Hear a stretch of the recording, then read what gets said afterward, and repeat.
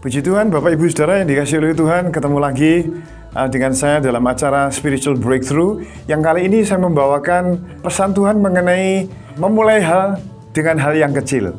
Nah, dalam kitab Lukas pasal yang ke-16 ayat ke-10, Tuhan Yesus mengatakan, barang siapa setia dalam perkara-perkara kecil, ya setia juga dalam perkara-perkara besar. Demikian juga siapa yang tidak benar dalam perkara-perkara kecil, ya tidak benar juga dalam perkara-perkara besar.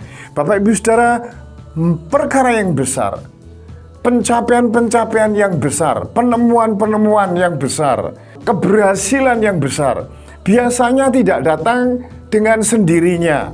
Sesuatu yang besar memang didesain Tuhan sedemikian dari hal-hal yang kecil sebelumnya. Misalnya saja, gedung yang tinggi pencakar langit itu dibangun dari batu bata atau semen, sak satu sak demi satu sak, dari bahan yang kecil ke bahan yang kecil lainnya, akhirnya disusun oleh seorang arsitek, kemudian dibangun dan akhirnya menjadi bangunan yang megah. Semuanya dari kecil. Begitu juga perusahaan raksasa, perusahaan-perusahaan yang berhasil, saudaraku, itu semuanya biasanya dari perusahaan yang kecil. Tapi karena ketekunannya, karena konsistennya, kesabarannya, kedisiplinannya, dia punya visi yang besar. Akhirnya dari yang kecil itu akhirnya berubah menjadi hal yang berkembang akhirnya menjadi besar. Musa hanya dulunya pegang tongkat saja, saudaraku. Akhirnya bisa membimbing dari apa yang dia punya. Dia akhirnya bisa memimpin bangsa Israel yang sekian juta orang keluar dari tanah Mesir. Demikian juga dari hal yang kecil seperti Daud, pengali-ali dengan batu sekian, 1, 2, 3, 4, 5. Akhirnya bisa mengalahkan Goliat, sehingga akhirnya dia menjadi orang yang besar. Semua dari milik kita yang kecil. Jadi Bapak Ibu Saudara, untuk kita mencapai keberhasilan atau impian atau visi yang Tuhan berikan kepada kita, kita memulai dengan apa yang ada, dengan apa yang kita punya. Pohon yang besar, pohon jati yang besar, itu bijinya kecil sekali, saudaraku. Ya, pohon-pohon yang ratusan tahun itu benihnya dulu juga kecil. Tapi karena waktu, karena pertumbuhannya akhirnya menjadi besar.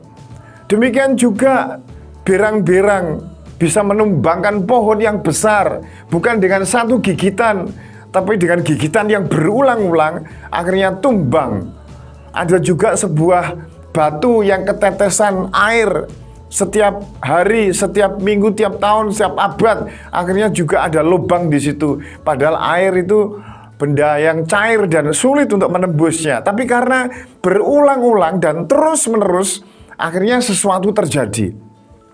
Gereja yang besar dulu juga berasal dari gereja yang kecil, saudaraku ya. Jadi Bapak Ibu Saudara, jangan meremehkan apa yang sedikit, apa yang kecil yang kau miliki, saudaraku. Jangan meremehkan uang 100.000 jika engkau modalnya sekian. Jangan meremehkan uang 1 juta dalam hidup saudara. Karena dengan uang itu Tuhan bisa memultiplikasi berkat yang ada pada kita ketika kita sadar dan ketika kita bertekun, ketika kita berharap kepada Tuhan dengan memulai yang kecil. Mungkin engkau hanya punya gerobak yang kecil, atau sepasang sepatu yang usang, atau tokomu hanya beberapa kaleng roti atau susu, saudaraku. Tapi dengan apa yang ada, dimulai dengan tekun dan dengan memandang sesuatu yang besar ke depan, maka kelak Tuhan akan melipat gandakan apa yang dipercayakan kepada kita. Tapi kalau kita dengan yang kecil, kita tidak setia. Dengan uang 100, kita mengambil 10.000. Dengan waktu yang Tuhan berikan, bekerja selama 8 jam sehari, kita mencuri waktu akhirnya jadi 6 sehari, 6 jam.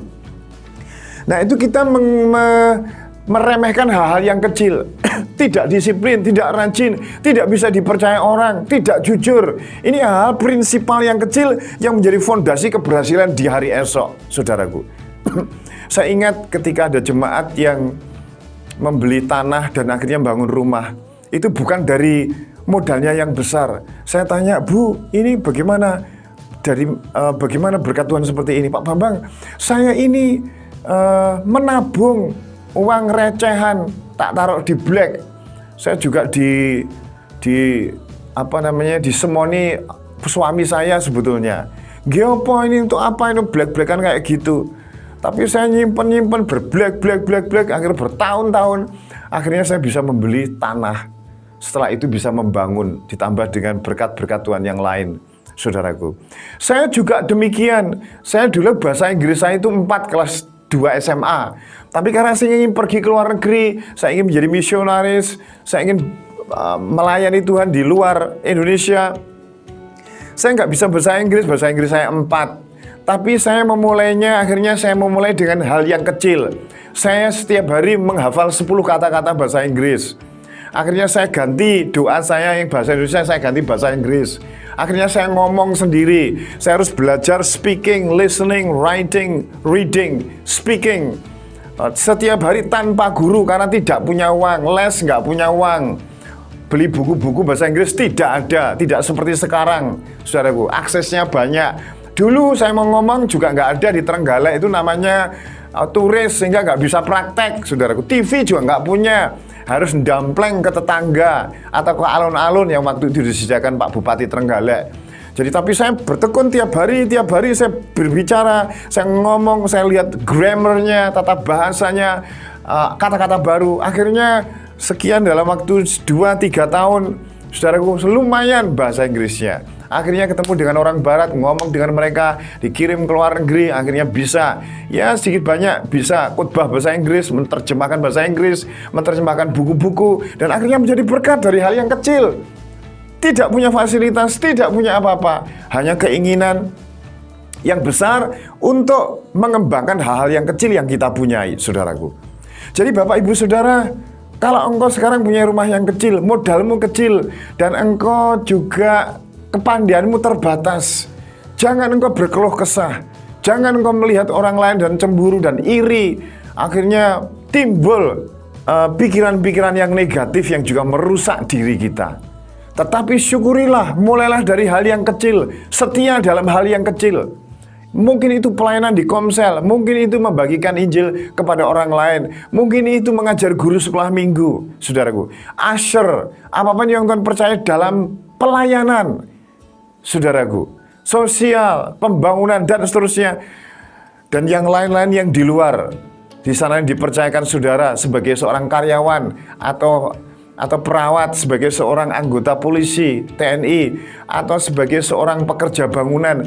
Ketika engkau bisa dipercaya hal yang kecil, pasti hal-hal yang besar akan dipercayakan kepada kita.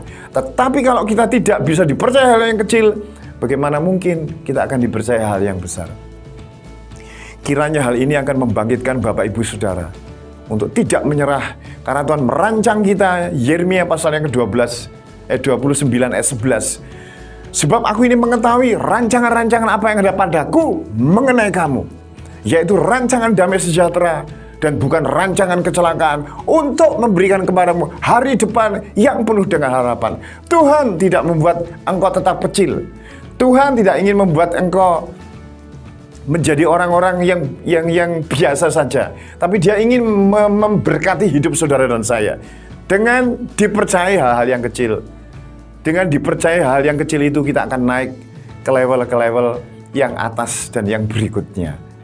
Selamat berjuang, selamat berusaha untuk memegang setia dalam perkara-perkara kecil. Tuhan memberkati Bapak Ibu Saudara semuanya. Amin.